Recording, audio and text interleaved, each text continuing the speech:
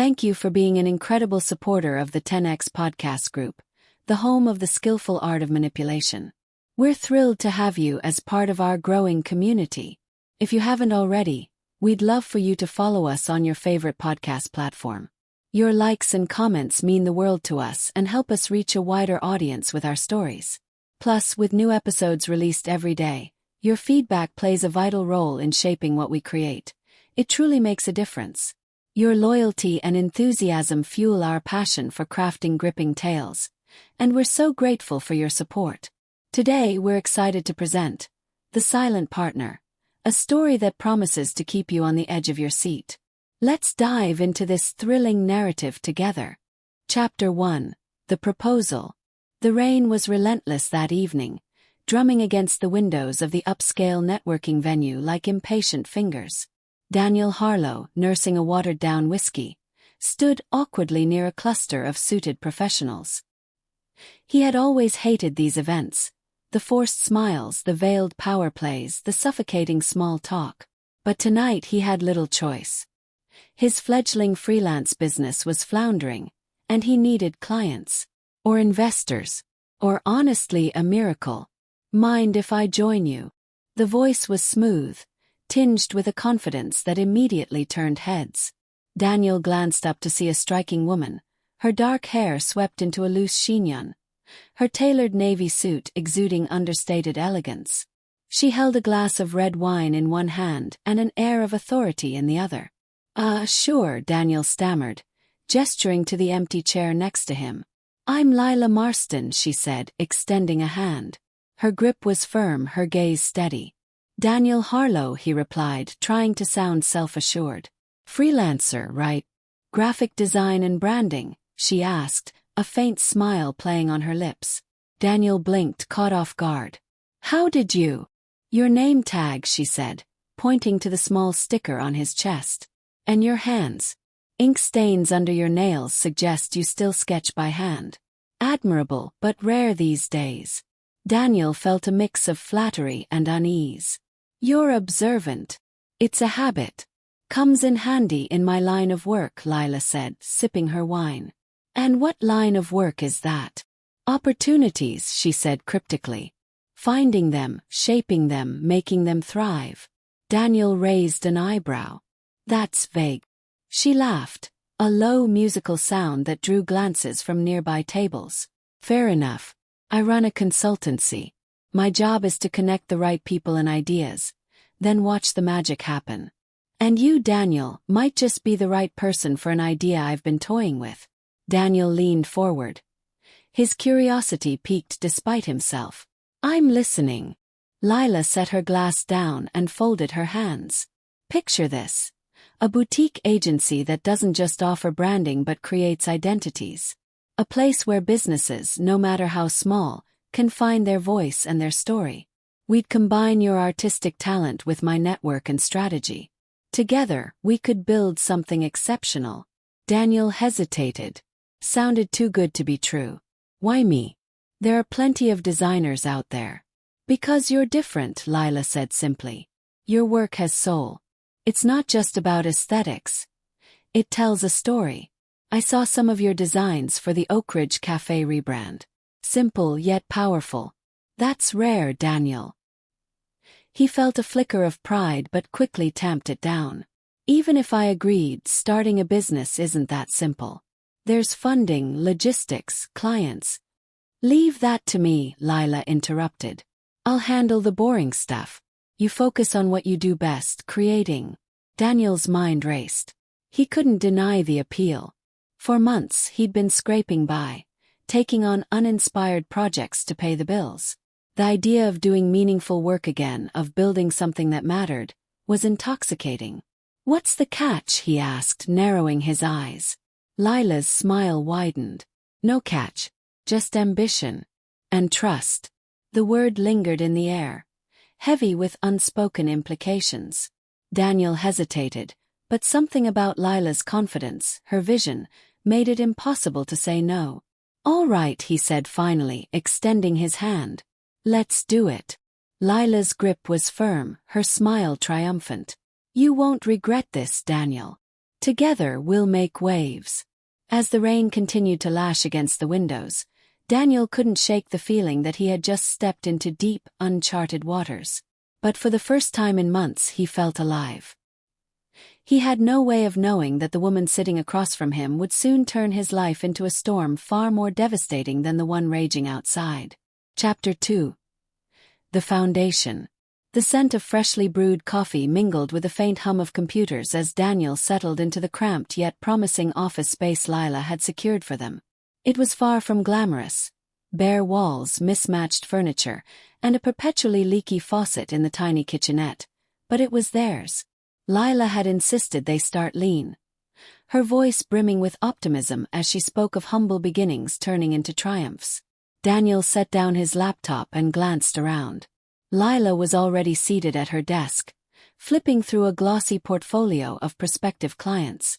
Her navy blazer was draped casually over her chair, and she exuded the kind of energy that could light up the dimmest room. "This place has potential," Lila said, looking up with a grin. "It has something," Daniel replied, plugging in his laptop. "We'll call it charm." Lila laughed. "Charm is what's going to make this business thrive. People don't buy products or services, they buy stories. And we're going to give them the best stories they've ever seen." Daniel nodded, but beneath his enthusiasm lingered a flicker of doubt. Their partnership was moving at breakneck speed. In just a few weeks, Lila had secured the office, drafted a business plan, and even lined up a handful of potential clients. He couldn't help but marvel at her efficiency, though he occasionally wondered if he was moving too fast. "Here's the first client we're pitching," Lila said, sliding a file across the desk. Daniel opened it to reveal a tech startup specializing in sustainable packaging. The company's founder, a sharp-eyed man named Alan Ford, was pictured in the file, along with notes about his background and business goals. "They're innovative but lack direction," Lila said. "That's where we come in. You create a brand that reflects their mission. I'll sell it like it's the only thing worth buying." "Deal." Daniel studied the file. It was an exciting challenge, one that aligned with the kind of meaningful work he'd been longing to do. "Deal," he said, a small smile tugging at his lips. The following weeks passed in a blur of late nights and early mornings. Daniel poured his heart into the project, sketching logos, refining color palettes, and crafting taglines that embodied the startup's vision.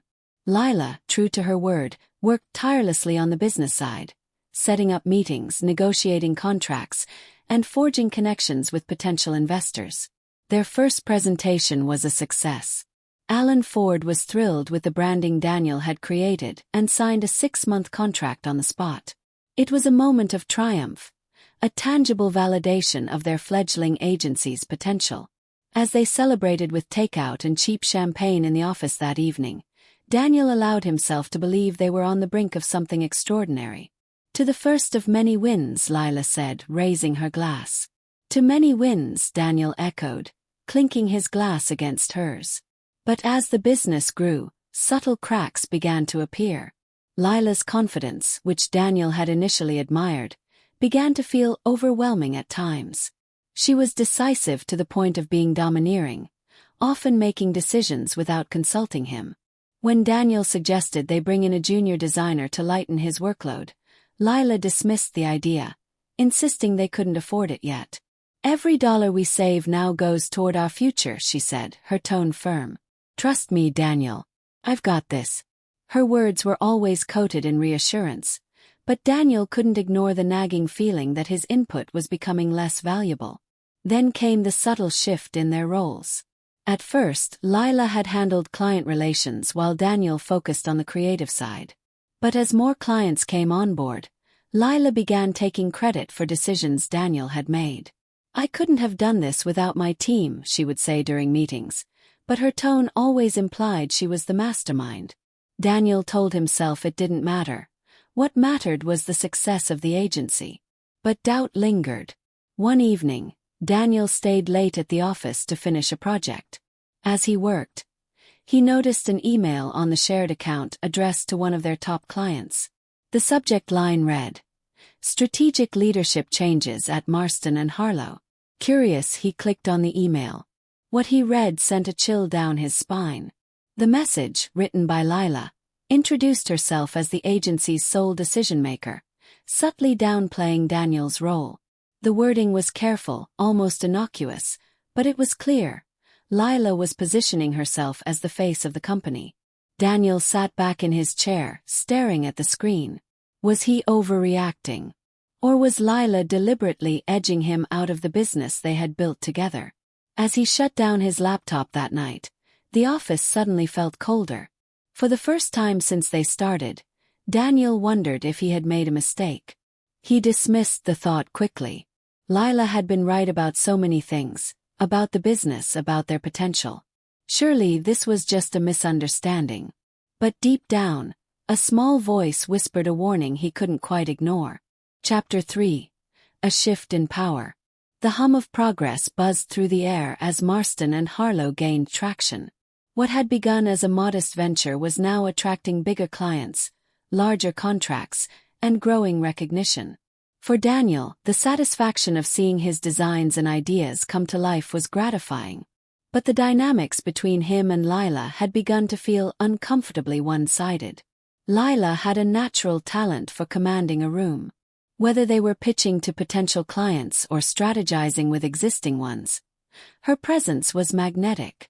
Daniel admired her charisma, but he couldn't shake the feeling that his contributions were slowly being eclipsed.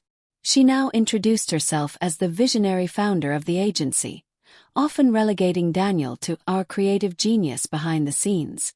The change was gradual but unmistakable. It began with small things: emails signed only with her name, decisions made without consulting him. When Daniel brought up these concerns, Lila brushed them aside with a laugh. "Daniel, you're worrying over nothing. I'm just playing the game. Clients need to feel secure, and sometimes that means showing them a strong leader. That doesn't change the fact that this is our company." But it felt different. The shared dream they had nurtured now seemed like it was being molded into something that fit Lila's singular vision. One morning, Lila called an impromptu meeting. The staff, now a small but dedicated team of 6, gathered in the office's newly renovated conference room. Lila stood at the head of the table, projecting an air of command. "Good news, everyone," she began, her smile dazzling. "We've just secured our biggest client yet, Crestvale Technologies. They're rolling out a global sustainability initiative, and we're their agency of choice." Excited murmurs spread around the room. Daniel couldn't help but feel proud, knowing his branding proposal had played a significant role in landing the deal. "This is a turning point for us," Lila continued. "But it also means we need to restructure a bit to meet their expectations. I'll be overseeing all high-level decisions moving forward. Daniel will continue focusing on creative direction, ensuring the designs meet our standards." Her words were met with nods of approval from the team. But to Daniel they landed like a slap. He forced a smile, though his stomach churned with unease. Later that day, Daniel cornered Lila in her office. "What was that about?" he asked, trying to keep his voice steady. "What do you mean?" Lila replied, not looking up from her laptop. "The restructuring. You didn't mention it to me beforehand." She sighed and leaned back in her chair. "Daniel, you know how demanding Crestvale is going to be. They need a clear point of contact, someone who can handle the business side without distractions.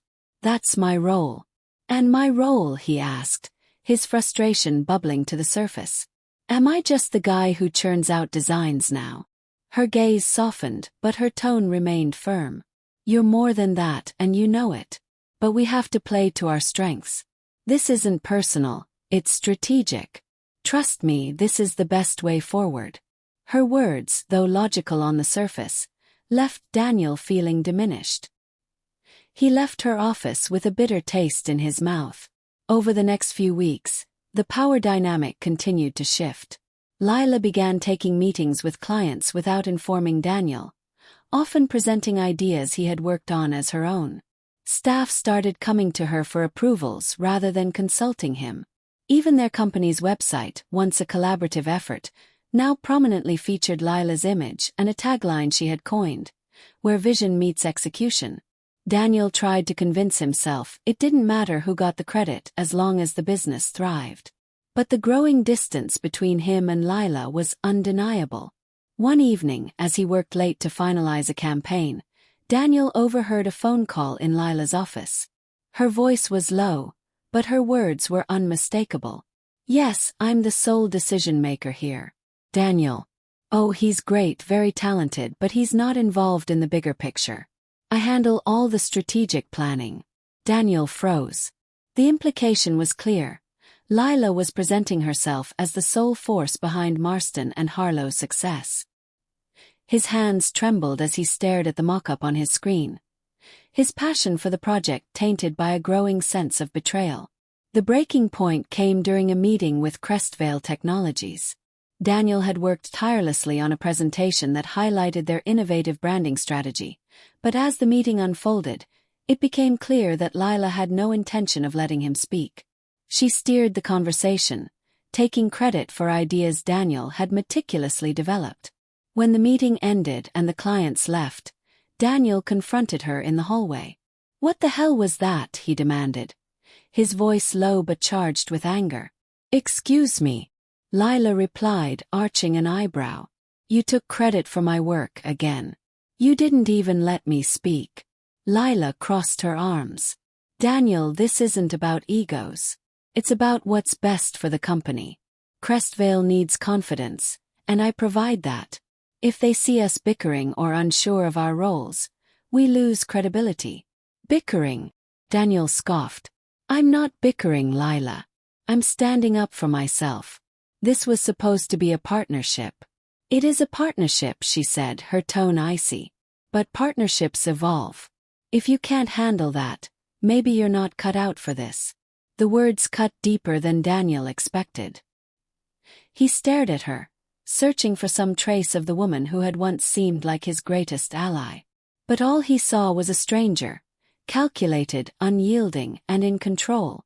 As he walked away, he realized that the foundation they had built together was no longer solid ground. It was shifting, tilting, and threatening to crumble beneath his feet. And Lila Marston stood firmly at the helm. Chapter 4: The Divide. Daniel sat in his apartment, staring blankly at the branding sketches spread across his dining table. The work that once brought him joy now felt like a hollow obligation. Lila's voice echoed in his mind. Partnerships evolve. He couldn't shake the bitterness in her tone or the weight of her words. The company he had helped build no longer felt like his. The next day at the office, the atmosphere was charged. Lila was in her element, charming a room full of prospective clients during a strategy session. Daniel lingered by the coffee machine, listening as she unveiled plans for the agency's expansion. "As we grow," Lila said, her voice smooth and confident, "we're redefining what it means to be a boutique agency. We're not just offering services. We're shaping industries." Her words were met with nods of approval and murmurs of agreement. Daniel clenched his jaw. The ideas she was presenting were ones they had brainstormed together late into the night. Yet there was no mention of his name, no acknowledgement of his contribution. Later, when the clients left, Daniel approached Lila in her office. "Lila, can we talk?" he asked, his tone cautious. "Of course," she said, looking up from her laptop. "What's on your mind?" "It's about the direction we're heading. I feel like I'm being sidelined. You're making decisions without consulting me, presenting my work as your own. This isn't the partnership we agreed on." Lila sighed and leaned back in her chair, crossing her arms. "Daniel, we've had this conversation before. I'm not sidelining you. I'm streamlining the process. We can't afford inefficiency." "Inefficiency?" Daniel echoed, his frustration bubbling to the surface. "I'm your business partner, not some junior designer. I deserve a voice in these decisions." "You do," Lila replied, her tone even but firm. "But you also need to trust me to lead. Someone has to take charge, and I'm better suited for that role. You're brilliant at what you do, Daniel, but leadership, real leadership, isn't your strength." The words hit him like a punch to the gut. "So what am I, Lila?" Just a tool you use to make yourself look good. That's not fair, she said, her expression softening. I value you, Daniel. But if you're going to keep questioning everything I do, this isn't going to work. Daniel stared at her, searching for a trace of the woman who had convinced him to start this business. But she was gone, replaced by someone who saw him as expendable. The divide between them grew in the following weeks. Lila's unilateral decisions became more frequent, and her control over the company tightened. Staff meetings were no longer collaborative. They were performances, with Lila commanding the stage while Daniel sat in silence. Clients began to see Lila as the sole face of the agency, a perception she subtly encouraged. Daniel found solace in his work, pouring his frustration into his designs. But even that wasn't enough to quell the growing resentment. He started noticing discrepancies in their finances, expenses approved without his knowledge, invoices that didn't add up. When he confronted Lila, she dismissed his concerns with a wave of her hand. Daniel, I'm handling the finances, she said. You don't need to worry about it. But I do worry, he said. This is our company, Lila. I have a right to know what's going on. Her smile was thin and condescending. You need to focus on the creative side. Leave the rest to me. It was a pattern Daniel had come to recognize. Lila dismissing his concerns, reframing the conversation to make him doubt himself. But this time he couldn't shake the feeling that something was seriously wrong. One evening, Daniel stayed late at the office, determined to get answers. He logged into the company's shared financial system and began sifting through the records. What he found made his blood run cold. There were payments to vendors he didn't recognize, large sums withdrawn without explanation, and personal expenses filed as business costs. Lila had been siphoning money from the company, using their profits to fund her lifestyle and private ventures. His hands trembled as he printed the evidence. This wasn't just a betrayal, it was theft. And it confirmed his worst fears. Lila wasn't just edging him out of the business. She was dismantling their partnership from the inside out. The next morning, Daniel confronted her. Lila, I need to talk to you. Now, he said, his voice tight with anger. Lila glanced up from her desk, her expression calm. What's wrong? He dropped the stack of papers on her desk. Care to explain? She picked up the papers, flipping through them with a practiced air of indifference. These are standard transactions, Daniel. Nothing unusual. Don't lie to me, he snapped. You've been using company funds for personal expenses. I trusted you, and this is how you repay me. Lila's expression hardened. Watch your tone, Daniel. You're making baseless accusations. Baseless, he said, his voice rising. I have the proof right here. She stood, her calm facade slipping. Do you even hear yourself? You're blowing this out of proportion. Everything I've done has been for the company. For the company, he said, laughing bitterly. You've been bleeding it dry, Lila. You've been using me. For a moment, neither of them spoke. The tension in the room was suffocating. Finally, Lila broke the silence. If you can't handle the way I run things, maybe you should leave. Daniel stared at her, stunned. Leave. This is my company too. Not anymore, she said, her voice cold. I've already spoken to the lawyers. I own the majority share. If you're not willing to fall in line, then yes, Daniel, you should leave. It was a moment of clarity for Daniel, a brutal, devastating clarity. Lila had been playing the long game all along, and he had been nothing more than a pawn. As he walked out of her office, his mind raced. He wasn't going to let her win, not without a fight. But for now he needed a plan. And he needed to be smarter than Lila Marston. Because this wasn't just business anymore. This was war. Chapter 5. The Betrayal. The air in the office was thick with tension. Daniel moved through the space like a ghost, going through the motions of his work while his mind raced with plans. Lila's betrayal had shattered the fragile trust between them, and now every interaction felt like a carefully choreographed dance around an inevitable explosion. The weight of the evidence he had uncovered was a constant presence in his mind. Payments to mysterious vendors, personal expenses buried in company accounts, and her blatant manipulation of their partnership. Each piece was a reminder of how deeply she had deceived him. But what cut the deepest was her threat to push him out of the company they had built together. A week after their confrontation, Lila called for an all-hands meeting. The team gathered in the conference room, their expressions a mixture of curiosity and unease. Daniel sat near the back, his arms crossed, watching Lila with a wariness that hadn't been there before.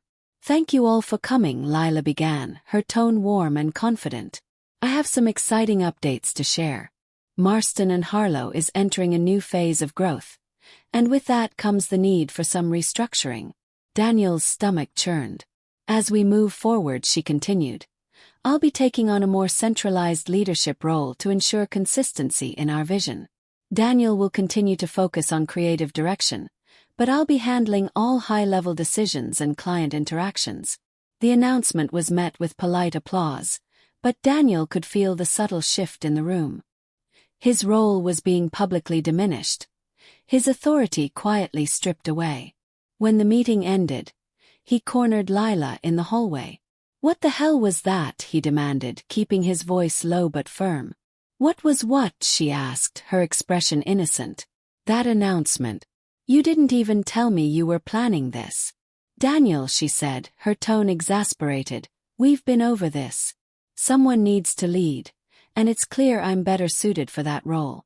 You're incredible at what you do, but this is about what's best for the company." Her words were like acid, burning away the last shred of trust he had left. "You mean what's best for you?" Lila's eyes narrowed. "Careful, Daniel. You're treading on thin ice." Determined not to be blindsided again, Daniel began his own investigation into Lila's activities. Late at night, after everyone had left the office, he pored over company records, emails, and contracts. What he found was worse than he had imagined. Lila hadn't just been funneling money into personal accounts. She had also been setting up a separate business under her name, using their agency's resources to build a foundation for her next venture. It was a backup plan, a way to cut ties with Marston and Harlow once she had milked it for all it was worth. Daniel stared at the evidence, his heart pounding. He had to act, but he couldn't afford to make a mistake. Lila was cunning, always one step ahead. If he confronted her again without a solid plan, she would twist the situation to her advantage. The breaking point came during a meeting with one of their biggest clients, Crestvale Technologies. The room was filled with executives, all eager to hear the progress on their campaign. Daniel had worked tirelessly on the presentation, perfecting every detail. But as Lila stood at the front of the room, walking through the slides, it became clear she had no intention of letting him speak. "This campaign," she said, gesturing to the screen, "is a reflection of Marston and Harlow's commitment to innovation. It's been my vision from the start to create something that aligns with Crestvale's goals." Daniel clenched his fists under the table, the words hitting him like a blow. "My vision." She had taken his work, his ideas, and claimed them as her own. When the meeting ended and the clients left, Daniel confronted her in the hallway. "You've crossed the line, Lila," he said, his voice low but simmering with anger. She didn't even flinch. "Daniel, we're not doing this here." "No, we're doing this now," he snapped. "You've been stealing from me, stealing from the company. I have the evidence. The personal expenses, the side business, all of it." Lila's eyes flashed with something dark. Fear, maybe, or anger. "Be very careful about what you're accusing me of." "I'm done being careful," Daniel said. "You think you can push me out, take everything we built together? You're not going to get away with this." For a moment, neither of them spoke. The tension between them was electric, a silent battle of wills. Then Lila smiled, a cold, calculating smile that sent a chill down Daniel's spine. "You want a fight, Daniel? Fine. But remember, I don't lose." Daniel knew he was outmatched. Lila was ruthless, and her charm had won over the staff, the clients, and even their investors. But he also knew he couldn't back down. He spent the next few days gathering his evidence, consulting with a lawyer, and preparing for the battle ahead.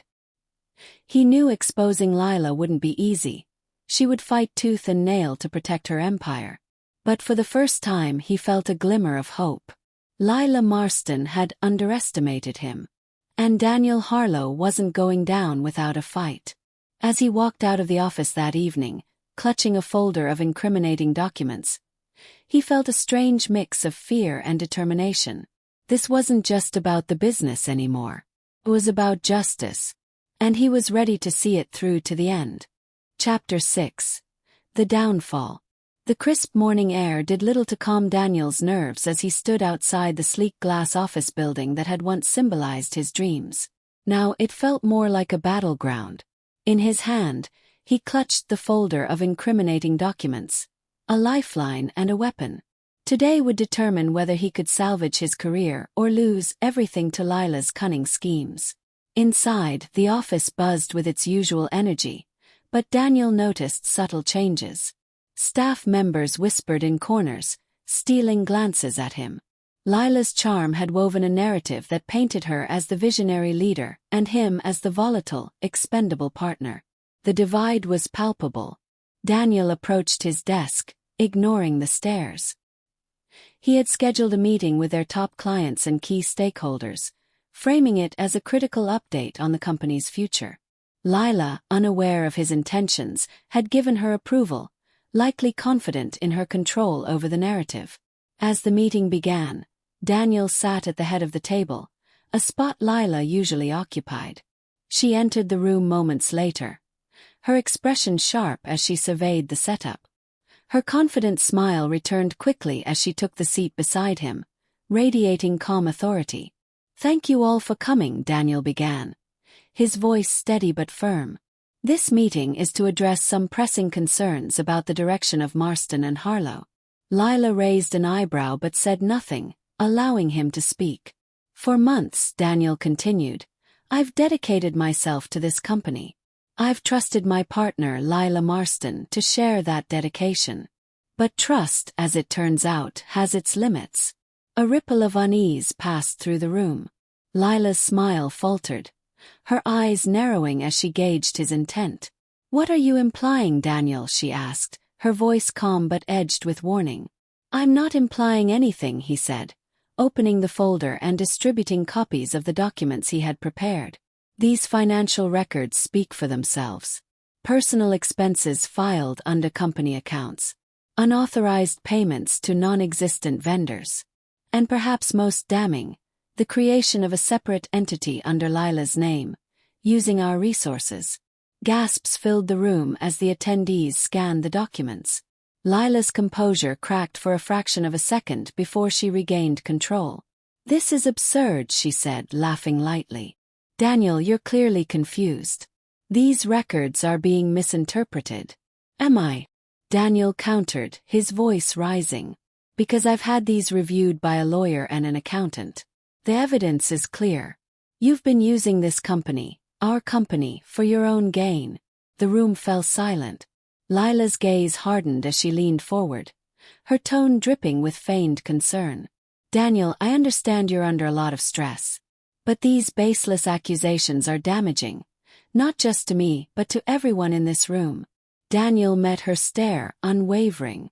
"The only damage here is the one you've caused, Lila. You've manipulated me, our staff, and our clients. You've lied, stolen, and betrayed the very principles we built this company on." The tension in the room was suffocating. Lila looked around, gauging the reactions of their clients and investors. Her charm, once her greatest weapon, now seemed to falter under the weight of Daniel's accusations.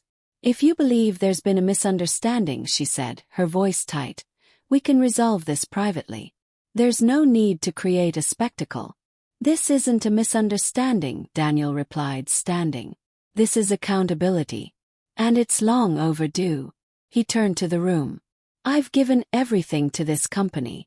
I believed in its mission, in its potential. And I believed in Lila. But she's shown her true colors. Now, it's up to all of you to decide what kind of leadership you want for the future." After the meeting, chaos erupted. Clients demanded answers, staff whispered in hushed tones, and Lila disappeared into her office, slamming the door behind her. Daniel stayed calm, answering questions and providing copies of his evidence. He knew this was only the beginning, but for the first time in months, he felt a sense of control. Later that evening, as he prepared to leave the office, Lila appeared in the doorway. Her expression was a mixture of anger and desperation. "You think you've won," she said, her voice low. "But you have no idea what you've started." "I didn't start this, Lila," Daniel replied, meeting her glare. "You did. And now it's over." She laughed bitterly. "You're naive if you think this will end here. I don't lose, Daniel. Not to you, not to anyone." "Then we'll see," he said, walking past her. "Because I'm not backing down." The battle was far from over, but as Daniel stepped into the cool night air, he felt something he hadn't in a long time: hope. Lila had underestimated him, and now she was facing the consequences of her ambition and deceit. The game had changed, and Daniel was ready to play. Chapter 7: The Counterplay. The office was quieter than usual in the days following the explosive meeting. The once bustling energy of Marston and Harlow had been replaced with an uneasy stillness, as if the company itself was holding its breath. Daniel felt the weight of every glance, every whispered conversation, but he stayed focused. The groundwork for his next move was already in motion. Lila, on the other hand, had retreated behind closed doors.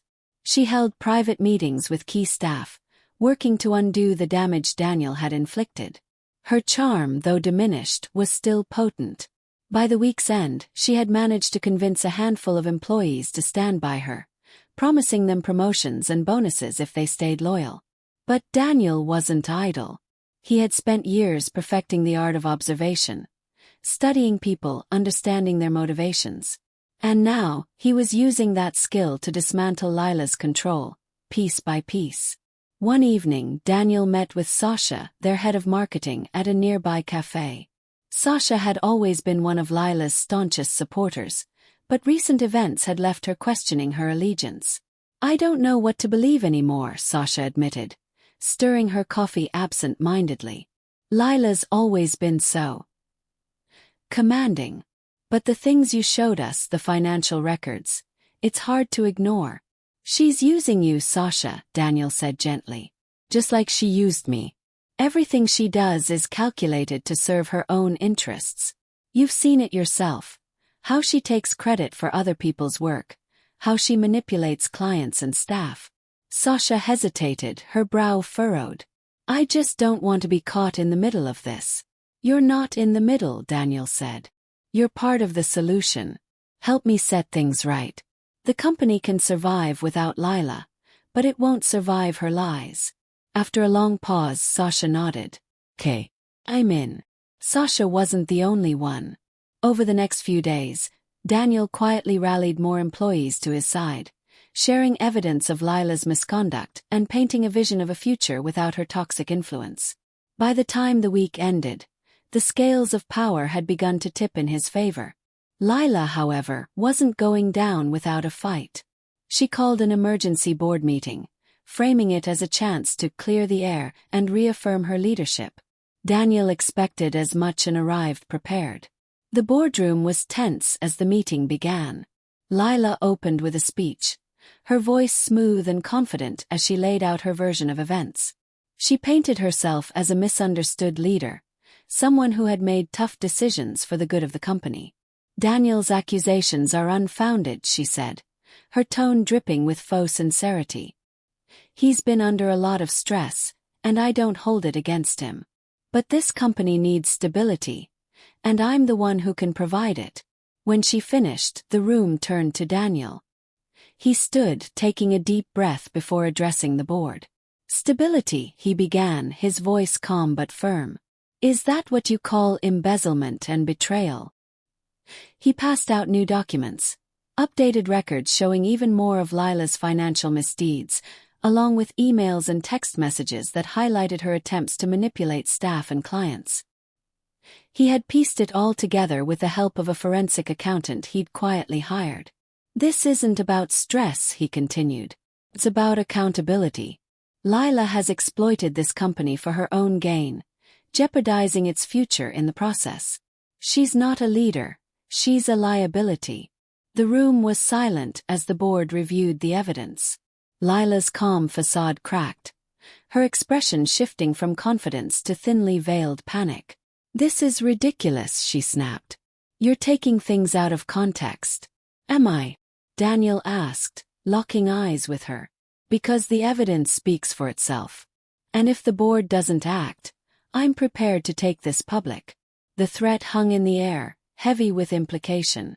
The board members exchanged uneasy glances. They had seen enough. By the end of the meeting, the decision was unanimous. Lila was to step down as CEO, effective immediately. She fought tooth and nail, threatening legal action, but her protests fell on deaf ears. The evidence was irrefutable, and the board was unwilling to risk the company's reputation by keeping her in power. As Lila stormed out of the office, Daniel felt a mixture of relief and sadness. He had won the battle, but it had come at a cost. The dream he had once shared with Lila was gone, replaced by the harsh reality of betrayal and loss. In the weeks that followed, Daniel worked tirelessly to rebuild the company's reputation. He reached out to clients, reassuring them of Marston and Harlow's integrity. He reorganized the leadership team, promoting employees who had shown loyalty and competence during the crisis. Slowly but surely, the company began to heal. But Daniel knew the fight wasn't over. Lila might have been removed from power, but she was still out there, plotting her next move. And if there was one thing he had learned, it was to never underestimate her. For now, though, he allowed himself a moment of quiet satisfaction.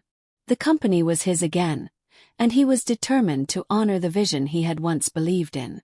This time he would do it on his terms. Chapter 8. The Revelation. The days following Lila's departure were a whirlwind of restructuring and damage control. Daniel, now at the helm of Marston and Harlow, felt the weight of his responsibilities more than ever. The cracks left by Lila's mismanagement ran deep, but the company was slowly finding its footing. Yet, amidst the rebuilding, an unsettling question lingered in Daniel's mind. Why had Lila done it all? Her betrayal was undeniable, but her motives remained a mystery. It wasn't just about greed. There was something deeper, more personal behind her actions. Daniel couldn't let it go. One evening, as he sifted through old company records, Daniel stumbled upon a folder tucked away in Lila's former desk. The documents inside detailed her initial pitch for Marston and Harlow, a vision remarkably similar to the dream they had shared at the start. But beneath the idealism were handwritten notes, scribbled in Lila's precise penmanship. "Control is everything. No one can betray you if you hold the power. Build it for yourself, not for anyone else." Daniel frowned, flipping through the pages until a photograph slipped out. It was an old picture of Lila, standing arm in arm with an older man. The caption on the back read, "Me and Dad, before it all fell apart." Curiosity burned within him. Who was this man, and what role had he played in shaping the woman Lila had become? The answers came from an unlikely source, Lila's estranged younger brother, Marcus. After some digging, Daniel discovered that Marcus worked as a freelance writer in a neighboring city. He reached out under the guise of wanting to learn more about Lila's background for a potential biography. Marcus hesitated but eventually agreed to meet. Over coffee, he painted a picture of a very different Lila, one shaped by a father who had built a successful business empire only to lose it all in a scandal that left the family in ruins. She idolized him, Marcus said, stirring his tea. He was her hero. But when the scandal hit, she saw how quickly people turned on him. Investors, employees, even friends. They all abandoned him. Daniel listened intently, pieces of the puzzle falling into place. Lila vowed never to let that happen to her, Marcus continued. She became obsessed with control. It wasn't just about succeeding. It was about making sure no one could ever take what she built. Returning to the office, Daniel reflected on what he had learned. Lila's actions, while unforgivable, suddenly made a twisted kind of sense. She had been driven by fear. Fear of losing everything, fear of being betrayed. And in her quest to protect herself, she had become the very thing she despised. Chapter 9: The Fallout. The news of Lila's downfall spread quickly, tarnishing her reputation beyond repair. She attempted to launch her separate business, but the scandal surrounding her name made clients wary. Investors backed out, staff refused to follow, and her grand plans crumbled before they even began. Daniel, meanwhile, worked tirelessly to rebuild Marston and Harlow. He focused on transparency, fostering a culture of trust and collaboration, everything Lila had failed to provide.